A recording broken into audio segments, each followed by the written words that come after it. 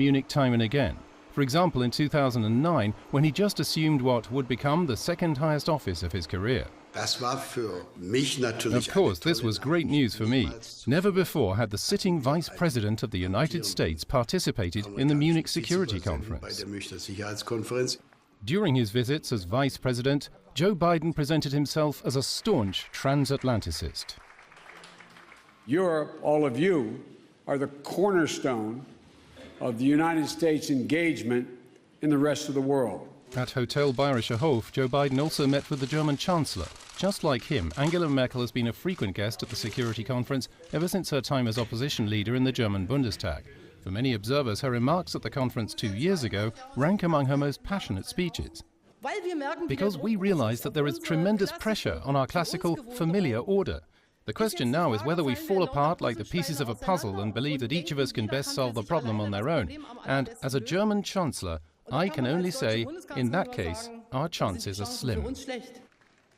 French President Emmanuel Macron made it clear at last year's Security Conference, in a world where the Americans are on the retreat, he's counting on a strong Europe. We need freedom to act and independence in Europe, our own strategy. But already in 2019, Joe Biden gave a promise to the United States allies for the time after Donald Trump. We will be back. Don't have any doubt about that. He promised that one day the United States would do more for Europe and for NATO again.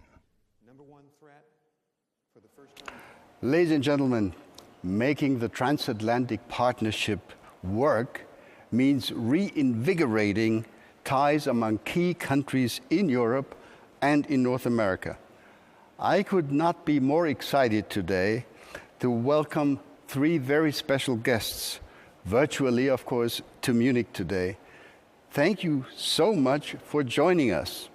A very, very warm welcome. Good morning to Washington, D.C. Hallo nach Berlin. Et bonjour à Paris. Mr. President, Monsieur le Président, Frau Bundeskanzlerin, we are so excited to have you here together and have you talk about a new transatlantic agenda. And I'm sure you are aware that Boris Johnson will join this program a little later. He was still busy with wrapping up the G7 meeting in which you all participated earlier. So now, as our first speaker in this program, it is my privilege to welcome the 46th President of the United States. President Joe Biden has truly been a loyal and long-term friend of the Munich Security Conference.